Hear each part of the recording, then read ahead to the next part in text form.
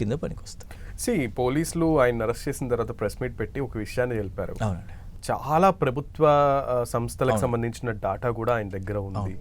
సరదాగా ఆయన నాకు తెలుసు నేను హ్యాక్ చేయగలను అని తన దగ్గర పెట్టుకున్నానని తను చెప్పాడు విచారణలో అనేది. సో అసలు అతని మోటివ్ ఏంటి, అతని క్రైమ్ మోటివ్ ఏంటి, అసలు తన మైండ్ ఏం చెప్తుంది అంటే జనరల్గా అతని మైండ్ గురించి మనం డిస్కస్ చేసేదానికన్నా అతను ఇవన్నీ విషయాలు ఇన్వెస్టిగేషన్లో అతను చెప్పే విషయాల మీద ప్రాసిక్యూషన్ వాళ్ళు కానీ పోలీస్ డిపార్ట్మెంట్ కానీ అతని దగ్గర ఉన్న అంటే ఇప్పుడున్న Telangana department police department technical strong ఉందండి. వాళ్ళన్నీ లాగౌట్స్ చేయడం వాటిని ఎరేజ్ చేయడం అనేది అయితే చేస్తారు. సో పెద్దగా మనం టెన్షన్ పడి మన డేటా ఉందని మనం ఇప్పుడు ఎందుకంటే జనరల్గా ఒక వెబ్సైట్ వెళ్ళాం ఐబొమ్మకి ఫస్ట్ ఆ వెబ్సైట్ అడుగుతుంటుంది టెక్నికల్గా కుకీస్ని ఆల్ అలర్ట్ చేస్తారా ఆల్ రిజెక్ట్ చేస్తారా some of the cookies all. So అట్లాంటప్పుడు మనం ఇండివిజువల్గా మనం ఇచ్చినాం డేటా. సో అట్లాంటి డేటాని ఏదైనా కానీ ఈ డిపార్ట్మెంట్ వాళ్ళు ఫస్ట్ ఆఫ్ ఆల్ ఈయన ఇంటరాగేషన్ అంటే మొన్న అరెస్ట్ అయ్యాడు. ఇప్పుడు సిసిఎస్ వాళ్ళు ఏం చేశారంటే ఇంటరాగేషన్కి కస్టడీకి కూడా పిటిషన్ వేసినారు.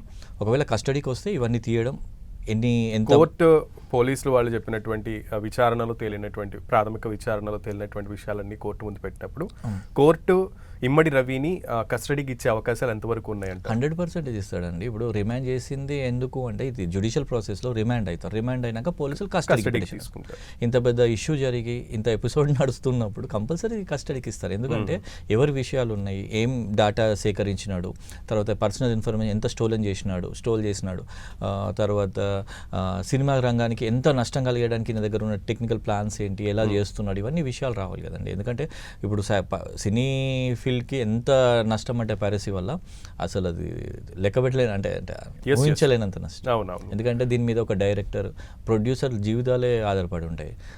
చాలామంది ప్రొడ్యూసర్లు అయితే వాళ్ళ ఇంట్లో గోల్డ్ కూడా పెట్టి చేసే అవకాశాలు కూడా ఉంటాయి. ఎందుకంటే అమౌంట్ విషయాలు మానిటరీ విషయం. అవునవును సార్. ఇంకొక విషయం ఏంటంటే సునీల్ గారు, ఇతను దేశస్థుడు, ఈ ఇండియా నుంచి వెళ్ళినా వేరే సిటిజన్షిప్, వేరే దేశానికి సంబంధించిన సిటిజన్షిప్ ఇప్పుడు ఓన్ చేసుకున్నాడు అనేటువంటి ఒక వార్త ఇప్పుడు బయటకు వచ్చింది.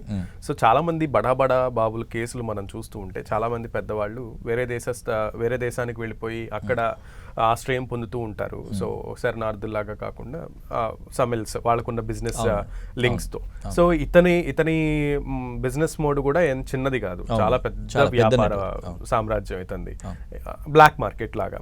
సో ఇతని కూడా ఆ దేశానికి సంబంధించి ఏమైనా బిగ్గెస్ట్ డీల్స్ ఏమైనా చేసుకుని ఉంటే వాళ్ళ దగ్గర నుంచి మనకి ఏమన్నా ఒక క్వశ్చనీర్ కానీ అలా ఏమన్నా హై కమిషనర్స్ జనరల్గా సిటిజన్షిప్ గురించి ఇష్యూకి వచ్చినప్పుడు ఒక అఫెన్స్ జరిగినప్పుడు citizenship is not the question, అది ఎగ్జిక్యూషన్ ప్రొసీజర్లో డిఫరెంట్ ఉంటుంది. ఇప్పుడు ఒక హైదరాబాద్లో ఒక హత్య జరిగింది, ఇండియన్ చేసిన ఫారినర్ చేసిన ప్రొసీజర్ అంతా సేమ్. ఫారినర్ ఉన్నప్పుడు ఒకవేళ లీగల్గా వచ్చిండు అనుకోండి అతనికి సంబంధించిన ఎంబసీకి, అది ఏ కంట్రీకి సంబంధించినో ఏ సిటిజన్షిప్ ఉంటుందో ఆ ఎంబసీకి ఇన్ఫర్మేషన్ ఇవ్వడం అనేది హై కమిషనర్ ఇక్కడ కూడా వాళ్ళ ఆ కంట్రీ హై కమిషనర్ వాళ్ళకి కానీ ఇక్కడ ఉన్న ఎంబసీకి కానీ ఇన్ఫర్మేషన్ ఇవ్వడం జరుగుతుంది.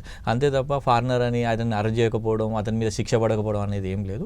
అఫెన్స్ ఎవరు చేసినా శిక్షాకారులే, వాళ్ళని కంపల్సరీ పోలీసు వాళ్ళు ప్రొసీజర్ ప్రకారం వాళ్ళని అరెస్ట్ చేస్తారు. ఇన్ఫర్మేషన్ అనేది వాళ్ళకి సంబంధించిన వాళ్ళకు ఇన్ఫర్మేషన్ అనేది ఇవ్వడం జరుగుతుంది.